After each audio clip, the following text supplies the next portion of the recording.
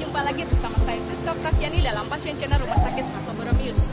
Pada episode yang lalu, kita telah mengetahui apa itu osteoporosis dan apa saja yang dapat menyebabkan terjadinya osteoporosis. Kali ini kita akan mengetahui bagaimana pencegahan dan pengobatan osteoporosis. Kepadatan tulang terus meningkat selama masa kanak-kanak dan mencapai puncak pada usia sekitar 25 tahun. Kepadatan tulang kemudian dipertahankan untuk kira-kira 10 tahun. Setelah umur 35 tahun, laki-laki maupun wanita normalnya akan kehilangan 0,3% hingga 0,5% dari kepadatan tulang mereka per tahun sebagai bagian dari proses penuaan.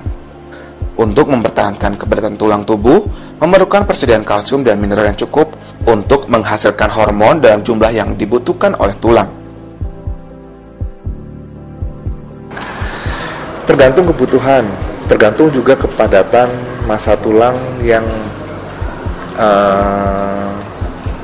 masih tersisa. Ya, tidak ada patokan sekian harus 500 mg, 1000 mg. Memang rata-rata dosis itu dianggap memadai, tetapi kembali tiap orang tentu mempunyai kebutuhan yang berbeda-beda. Wanita menyusui itu membutuhkan kalsium yang juga tinggi. Wanita sedang hamil itu membutuhkan kalsium tentu yang lebih tinggi dibandingkan dengan laki-laki yang pada seusianya yang tidak mempunyai aktivitas menyusui atau sedang hamil. Kemudian lansia, jadi patokannya sebetulnya berbeda-beda gitu untuk kebutuhan dosis kalsium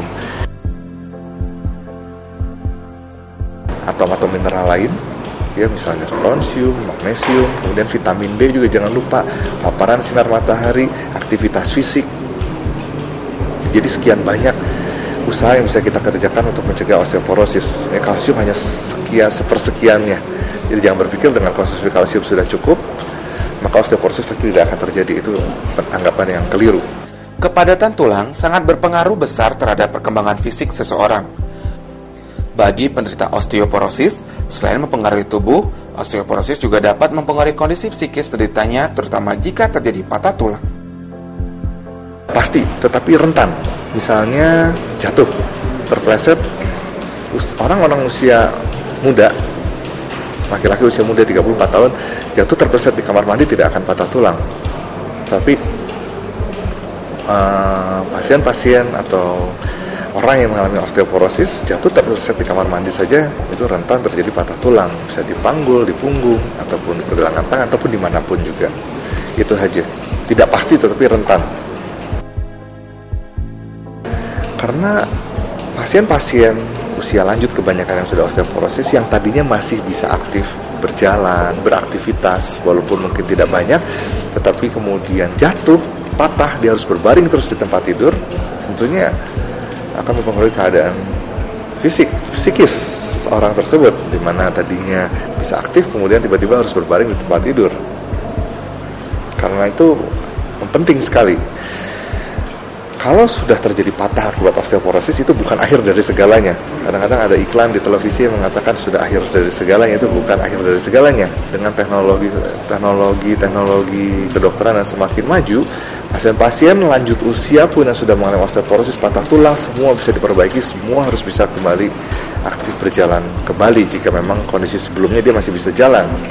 Ya, jadi jangan pernah berpikir bahwa sudah tua biarkan saja, itu pendapat yang sangat keliru.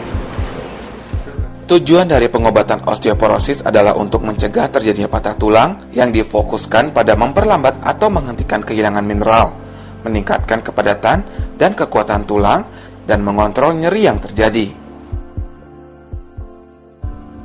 Nah, tentunya mengobati osteoporosis ini kita bedakan menjadi beberapa hal, ya, baik yang farmakologis maupun yang non farmakologis. Kita mulai dari yang non farmakologis, itu adalah meningkatkan aktivitas fisik, olahraga, berjalan kaki, berenang, terkena paparan sinar matahari. Kemudian yang farmakologis tadi mengkonsumsi obat-obatan tertentu, ya, baik itu sifatnya suplemen, kalsium, strontium, maupun vitamin D, atau juga mengkonsumsi obat-obatan khusus yang berfungsi untuk meningkatkan kepadatan massa tulang. Dan juga ada obat-obatan tertentu yang bisa menghambat sel-sel tulang yang menggerogoti tulang. Itu ada obat-obatannya juga, dan obat-obatan hormonal lainnya, ya, yang bisa disebut dikategorikan ke dalam terapi farmakologis. Kalau sifatnya suplementasi itu bisa diberikan seterusnya. Tetapi sekarang ini ada obat-obatan golongan bifosfonat. Tadi yang saya katakan bifosfonat adalah obat-obat yang bisa menghambat sel tulang yang menggerogoti tulang. Itu perlu ada waktu istirahat setelah minum sekian tahun. Sekian tahun itu ada yang mengatakan 3 tahun atau ada yang mengatakan 5 tahun juga.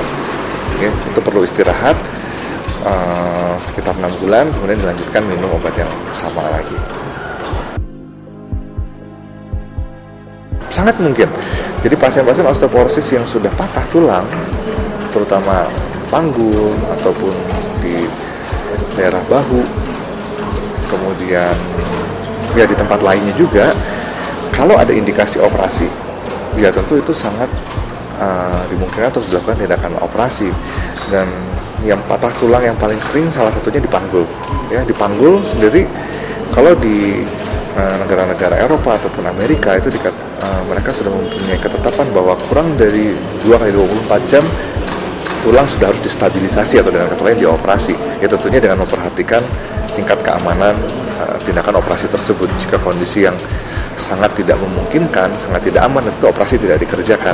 Ya, operasi dikerjakan terutama jika pada pasien-pasien yang masih memungkinkan. Jika pasien-pasien yang sebelumnya masih aktif, jika pasien sudah sebelumnya selalu berbaring di tempat tidur, itu tentu kita punya pertimbangan lain. Tetapi pasien yang sebelumnya aktif, masih bisa jalan aktivitas fisik sendiri walaupun dia sudah lanjut usia, tetap itu harus dilakukan tindakan supaya dia bisa segera kembali lagi fungsional, kembali lagi beraktivitas. Karena pasien-pasien yang dibiarkan berbaring terlalu lama itu justru akan menimbulkan komplikasi baru yang justru lebih berbahaya dibandingkan dengan operasinya itu sendiri.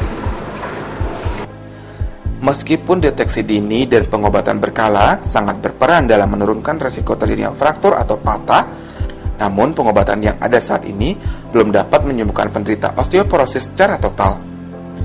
Dengan kata lain, tulang yang telah mengalami osteoporosis sangat sulit untuk dikembalikan seperti kondisi semula. Oleh karena itu, tindakan pencegahan adalah jalan terbaik sebelum terjadinya osteoporosis.